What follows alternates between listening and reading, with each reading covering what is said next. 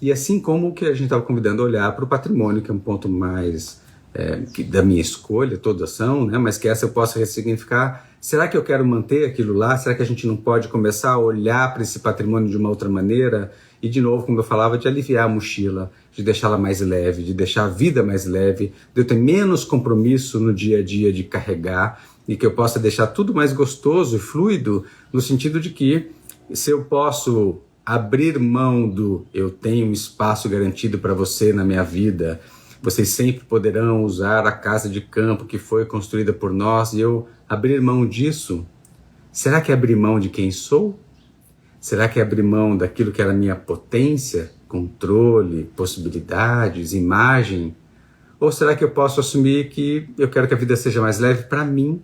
E a pergunta que eu faço para vocês, já assistindo famílias que já passaram por essa etapa, elas ficam mais leves para a vida, elas ficam mais leves para os encontros, elas começam a criar mais possibilidades, por exemplo, da viagem de lazer. Essa viagem de lazer começa a ganhar outros coloridos, quando essa família pode então não ter que ir para aquele mesmo lugar que sempre foram e podem agora escolher para onde irão.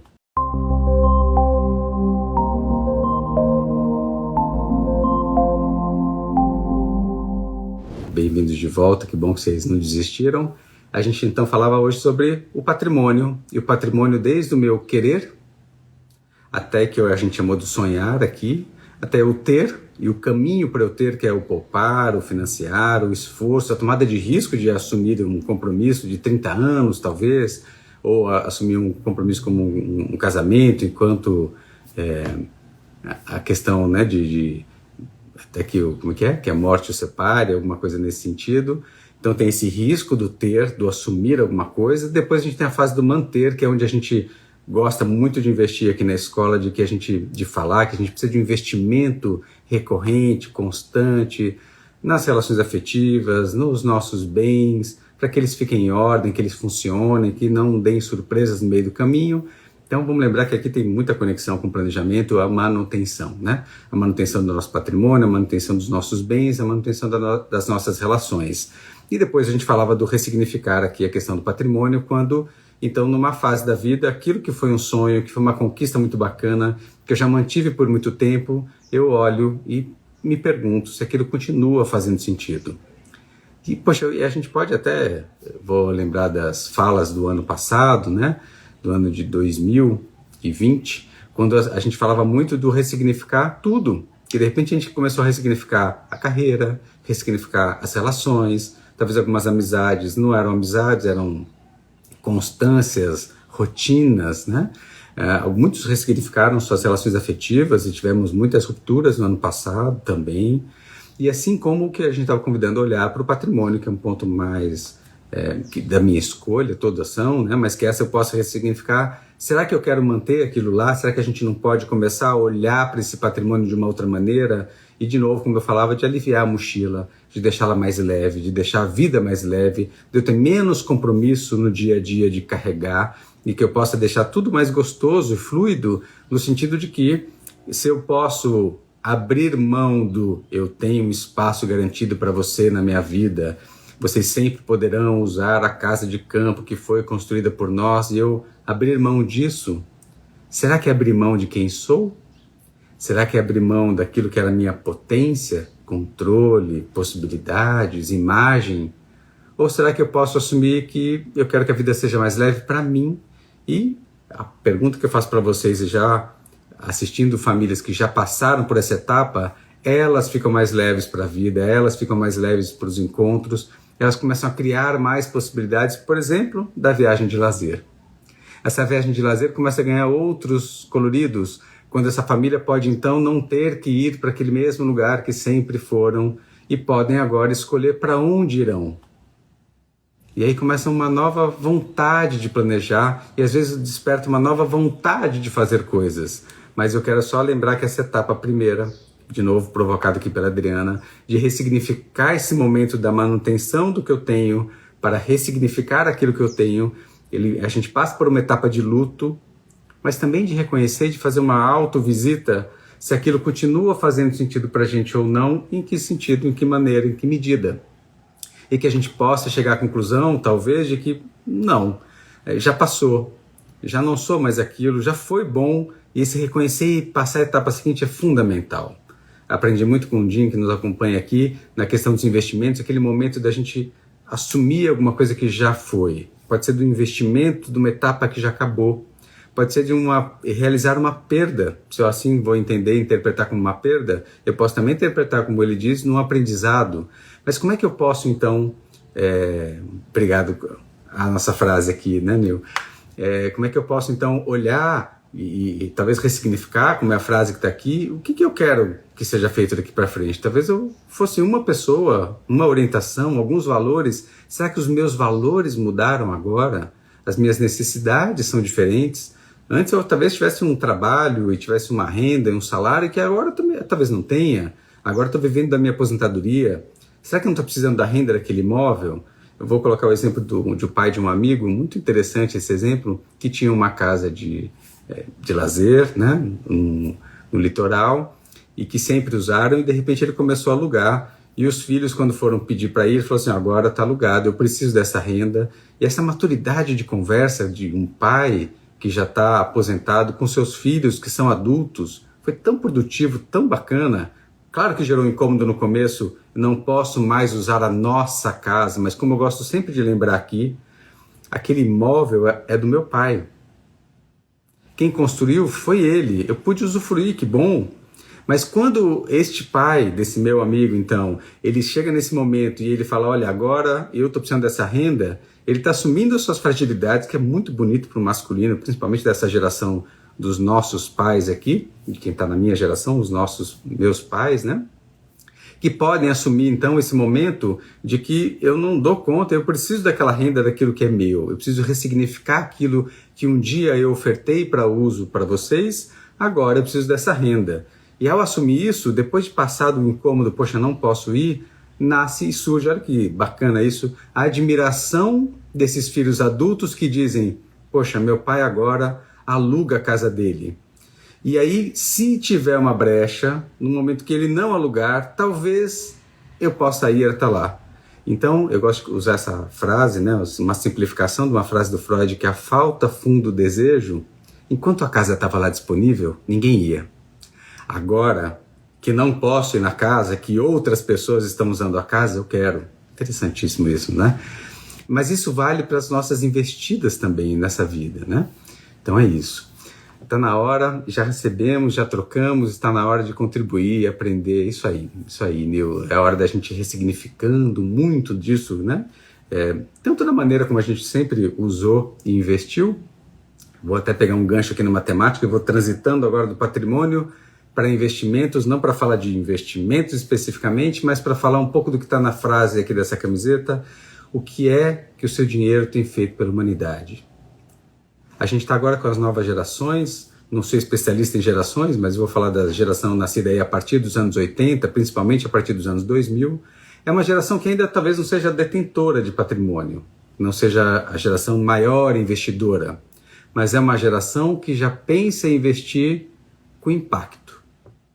Aquele investimento que era típico da escola que eu e o Dino aprendemos, que era retorno, investimento, retorno, risco, retorno, para eles essa máxima já é velha. Investir buscando simplesmente retorno, olhando única e exclusivamente o risco, já ficou pequenininho, já ficou limitado. Para eles, o impacto é a diversidade no conselho, respeitam o meio ambiente, o impacto ambiental está no balanço, como é que eles poluem, ou cuidam, ou reciclam, ou regeneram? Olha que interessante como a gente começa a mudar a questão do ESG, que cuida então do environment, que é o meio ambiente, o social, que é o social, o investimento social, o trabalho infantil, a diversidade, a inclusão socioeconômica, e o G da governança, que fala da transparência, do compliance, e tantas outras coisas. De novo, não sou especialista em ESG, mas eu quero trazer a cena de que investir pensando na humanidade é não fazer de conta que eu não sei onde é que está o meu dinheiro, nem o que ele está sendo feito com ele nesses investimentos. Desde que me atenda, desde que me dê retorno, para mim está resolvido, eu faço de conta que não vi. Não. Para essa geração, isso vai desde quando eles vão ser empregados, eles querem admirar essa empresa, esse líder, e querem saber para onde que essa companhia vai, quais são as metas dela aqui. Esse é um ponto muito importante. E a outra é que quando eles vão, então, fruto desse trabalho, do que eles acumularam e começam a investir, eles querem que isso tenha um impacto positivo ou regenerativo para a humanidade como um todo. E esse novo olhar vai ser um novo paradigma, e talvez valha a gente pensar agora, me deu ideia de a gente pensar numa live com alguma coisa nesse sentido, de como é que serão os investimentos que já acontecem hoje em dia, já tem muito investimento de impacto ambiental, impacto social, e como é que a gente pode traduzir isso de uma maneira não só a um tratamento de água, de esgoto, dos nossos afluentes, dos mares, etc. e tal, ou como o cuidado com o outro ser humano, que é um ponto do social, mas e que a gente possa começar a olhar para isso com uma perspectiva que é esse o caminho que a gente vai ter como investir daqui para fora. E para então, encerrando essa nossa live, para a gente pensar, vou encerrar um pouco antes, considerando que a gente não teve um atendimento aqui hoje, que a gente possa então trazer essa questão de que um dia eu sonho, e talvez aquele sonho no começo ele fosse um sonho mais individual, e talvez o meu convite agora é para que esse sonho ele possa ser individual, mas que esse sonho individual ele possa começar a conectar com o sonho coletivo. E que esse sonho coletivo, né, acho que esse é um ponto que eu também queria trazer, ele possa ter um diálogo, de algum modo, com a forma como eu vou ter. Ou seja, eu sou capaz, eu estou comprando de uma maneira consciente, eu consigo conectar isso de alguma maneira. E no terceiro ponto, como é que eu sou capaz de manter isso, sozinho, no coletivo, em grupo. Várias coisas, talvez a gente comece a pensar que eu não quero fazer sozinho. Os coworking estão aí para isso, os cohousings, fazer junto, fazer no coletivo. Por fim, a questão do ressignificar que a gente trazia aqui, como é que eu posso ressignificar a maneira como eu moro, a maneira como eu me locomovo, a maneira como eu invisto o meu dinheiro, pensando não só em mim, mas também pensando no que virá, nos tempos que virão, nesse futuro e para as próximas gerações. Alguma solicitação aqui vai ser muito bem-vinda. Olá, minha provocadora. Bom dia. Essa live é dessa moça aí, que então provocou essas questões aí. Bem-vinda, Adriana.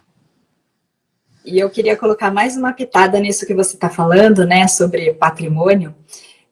Além disso, né, da gente ter essas próximas gerações ressignificando o patrimônio, tem mais um ponto aqui que eu tenho notado também que tá aparecendo aqui, né, com a gente, mesmo olhando na nossa família, no nosso entorno, que com o evento da pandemia, cada um trabalha para onde quer, então não existe mais esse enraizar, né? Então, esse ter algum lugar, ter um patrimônio em determinada cidade, em determinado lugar, por muitos anos, como foi da nossa geração para trás, né?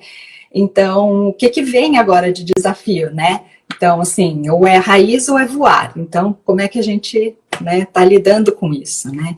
E ele faz muita conexão com o que você falou no início, né? Então, assim, patrimônio para quê? Qual é a hora de começar? Qual é a hora de terminar? Então, eu, por exemplo, que eu já estou nessa fase de filhos voando, né? Que é o ninho vazio. Então, como que isso ressignifica todos os patrimônios que foram construídos e sabendo que eles estão indo embora para o mundo, né? Não é nem mais para outra cidade, voando, né? Então, como que a gente, de fato, torna tudo isso mais leve, torna esse patrimônio mais leve para a gente se encontrar onde quer que seja, né? Então, abrir mão do quê para ressignificar o quê, né? E ganhar o quê, né? Então, não é só uma conversa também só financeira, a gente precisa agregar outros pontos aqui também, né?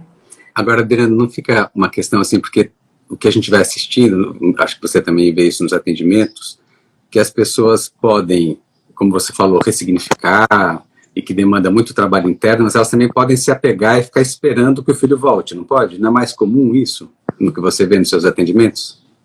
Então, eu acho que eu vou falar assim por mim, né? Não tenho uma espera de que volte, porque eu estou na fase do ninho vazio, né? Então, assim, não é essa expectativa de que volte. Eu acho que a gente tem que mudar, né? Entre a esperança de querer uma coisa que não existe mais e entender que o ciclo já se fechou e começa um novo, né? Então, como que a gente olha para esse ciclo novo?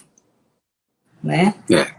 E ressignificando, porque as contas continuam chegando, né? É um patrimônio que muitas vezes tem tantos quartos para caberem todos e vai começar a diminuir, porque não tem mais sentido, né? Então, enxergar isso, fazendo a conta, né? do que entra de receita, do que vai saindo, né? E até o ponto assim, quando eles também começam a ter essa autonomia, quando eles vão saindo do fluxo de caixa, nós adultos também precisamos estar atentos a isso, né? Porque dá aquela vontade assim, quando eles começam a trabalhar e sacam um cartão para pagar alguma coisa, você fala, meu Deus, agora não pode deixar que eu continue pagando. Então, a gente como adulto também tem que se auto-vigiar nisso, né? Então, não é uma expectativa, mas eu diria que é uma vigia sempre, né? Do que a gente tem que fazer e se comportar e olhar para o que a gente construiu e como que a gente quer daqui para frente, né? E, Adriana, você acha que essa autoeducação e esse passo, ele é diferente por uma energia do masculino e uma energia do feminino? Por que eu pergunto isso? Vai me dando a sensação, de algum modo, que o masculino tem essa questão de querer manter, de querer segurar. Talvez eu vou vendo o feminino mais aberto ao readaptar, enxerga a realidade de uma certa maneira, e eu vejo isso muito nos casais, né? De que, então, eu vejo a mulher falando assim, a gente precisa de menos metros quadrados, a gente precisa ir para um apartamento mais simples, e como se estivesse destruindo aquele ego masculino, né? De uma maneira bastante dolorida, até como se eles estivessem deixando de ser. Por isso que eu queria trazer essa questão. Claro que essa energia pode estar numa mulher ou num homem, né? Mas você também percebe isso, essa diferença entre essa qualidade, né? De algum modo, para esse mesmo momento? Sim, eu percebo, e eu acho que assim, a mulher sempre teve esse papel aí da proteção, né? Então eu acho que é uma maneira também de proteger, né? Proteger o patrimônio que foi construído, proteger a relação.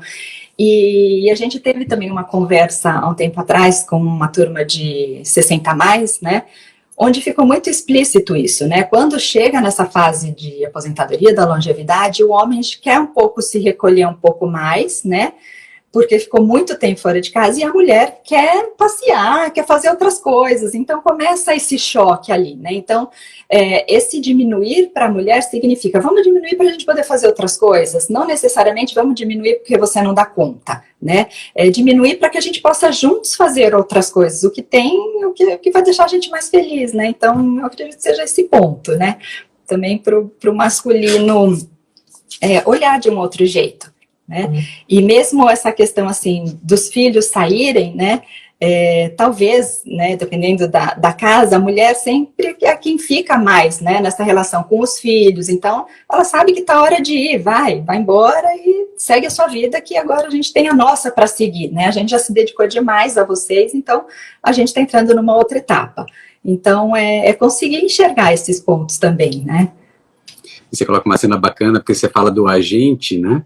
Como se a gente tivesse tido um investimento na manutenção desse agente, né, que é um ponto que a gente falou aqui, mas eu queria trazer duas perguntas. O Caco pergunta assim, e como lidar com a necessidade de se desfazer do patrimônio quando ainda está vivo, né? Acho que essa é a primeira. E o Fábio coloca como seria, sob o ponto de vista da coragem. Coragem para vender um imóvel grande, mudar de cidade, abrir um novo negócio. Como saber se estamos preparados? E eu ia provocar, então, a Adriana, nos casos que também tem atendido, e do que a gente tem visto, né, tem visto na escola, e daqui a pouco eu vou voltar a falar com a Adriana aqui como é que serão os atendimentos aqui na escola nesse próximo sábado, que essa é uma das temáticas que a gente está trabalhando nesse momento, que é a questão do patrimônio, né? Mas como é que a gente encaminharia isso, Adriana, a questão desse manter-se, eu quase diria que a pergunta do Fábio é manter-se, os dois falaram do vivo, né? Se a gente está preparado em fazer enquanto estamos vivos, é mais fácil fazer pós-morte? É mais fácil cuidar do inventário do que tomar decisão, Adriana?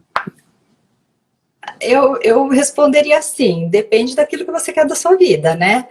Porque se desfazer, Fábio e Caco, não é fácil. Tomar essa decisão e olhar o que você já construiu e dizer, puxa, não serve mais, e assim, não só na questão financeira, mas em toda a questão emocional, afetiva, né, de um patrimônio, ele te serviu a quê? Quem esteve junto com você nesse patrimônio, que festas foram feitas, que reuniões foram feitas. Então, assim, fácil não é, mas o que eu posso te dizer, né, que aqueles que estiverem com você nessa caminhada, os seus amigos vão estar com você, independente se você está em 300 metros quadrados ou em 50, né, então, é isso, né, agora, que seja fácil, não, nenhuma decisão, assim, grande decisão com aquilo que você construiu, é fácil. E o Rubem Alves É.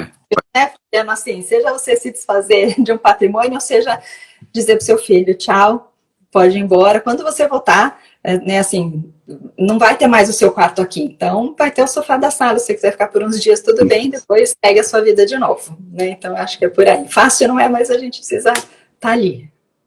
Tem um texto do Rubem Alves, né, que fala da utilidade, e quando a gente não serve mais, né, que parece que então se eu não tenho mais o imóvel, né, se eu não tenho mais o filho aqui, ou se ele não está mais aqui, se ele não usa mais o meu cartão, então também não sirvo mais, e volta aquela questão, se eu acho que uma das dicas também para esse caminho, e tem duas perguntas que eu vou pedir para a Adriana ler enquanto eu vou comentando aqui, que é então, eu não sirvo mais ou eu não olhei para a minha vida para saber o que eu quero, porque então minha vida estava orientada para os filhos, né? Minha vida estava orientada para aquela casa e de repente quando eles saem eu não tenho mais vida, né? Quando a gente fala de nutrir esse relacionamento, mas também nutrir os meus desejos, o que eu tenho vontade de empreender, como a pergunta do Fábio, né? Onde que eu gostaria de morar, e talvez eu more ali porque eles estavam estudando ali do lado, eu moro ali porque o meu trabalho é ali do lado, mas eles não estudam mais, meu trabalho não está mais ali, e aquela pergunta de novo, por que eu estou aqui, né?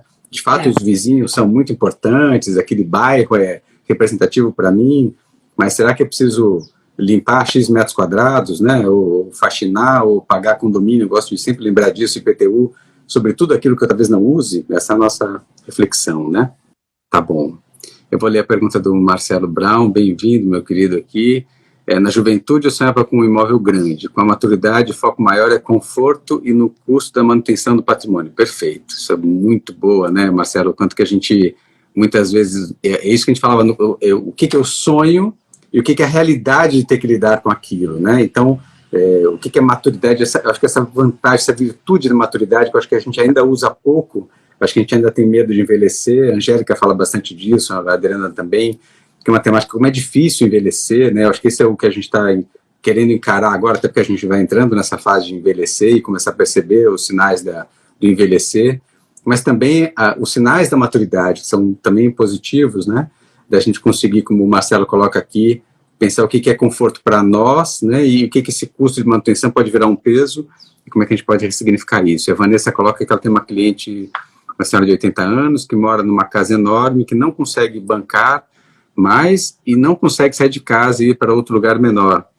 O que vocês recomendam? Acho que quase tudo isso que a gente disse, né? E Vanessa, vou começar a falar aqui, vou passar para a Adriana, até porque a Adriana atende casos similares a esse, o quanto que aquilo, de novo, né, vira identitário, né? A pessoa entende que aquela casa é ela. E claro que a nossa casa é uma representação nossa, o nosso carro pode ser uma representação nossa, a forma como eu me visto, várias coisas podem me representar no meu imaginário aqui, mas eu acho que esse choque da realidade, Vanessa, e a gente trabalha muito aqui na escola com a franqueza, com a verdade, mas sempre com gentileza e com compaixão, sem dúvida nenhuma, mas que a gente possa ser explícito, e às vezes a matemática nos ajuda a mostrar o preço que isso tem, e como a Adriana falou, às vezes a matemática não é suficiente, a gente precisa colher aquilo que foi, aquilo que aconteceu, a gente precisa ouvir essas histórias, a gente gosta de brincar com café com bolo, né? Que a gente precisa, às vezes, muito café com bolo com uma pessoa de 80 anos para ouvir o que foi a história dela, para ela mesma ressignificar o que foi tudo aquilo, o que representa, e talvez a gente precisa ser o depositário fiel daquela história toda, para que, passando por alguém como nós, a partir da nossa escuta, ela possa, ela própria, ressignificar o que foi, e ela chegar na própria conclusão, talvez eu não precise mais disso, né? E quando ela fala para a Adriana, talvez eu não precise mais disso, né, minha filha? E a Adriana não responde, fala assim, talvez, porque nosso papel não é responder, talvez aí onde comece, Vanessa, uma possibilidade de ressignificar isso, né? Como é que você vivencia isso, Adriana? Tem um outro ponto, além desse que você falou, né, Vanessa, só para contribuir um pouco, porque assim, se a gente olhar as gerações anteriores, né, elas tinham um modo de vida diferente, então tinha aquela tradição de ficar na mesma empresa por 30 anos, né, você tinha relacionamentos com o supermercado ou com o lugar por tantos anos, então era uma relação financeira e de afeto também, né? E o que mais dói, às vezes, nessa geração, não é nem abrir mão, é assim, como que eu mudo tantos anos de relacionamento, como que funciona isso hoje, né? Então, esse dinamismo eles não conseguem acompanhar, não que eles não entendam, mas é que para eles é uma realidade muito diferente, né? Então, o que trouxe para ela, né, durante esses 80 anos? O que tem nessa tradição, nesses valores para ela continuar morando nessa casa enorme, né? Então, tem esse ponto também que eu me pego muitas vezes perguntando perguntas, mas por que esse cartão de crédito?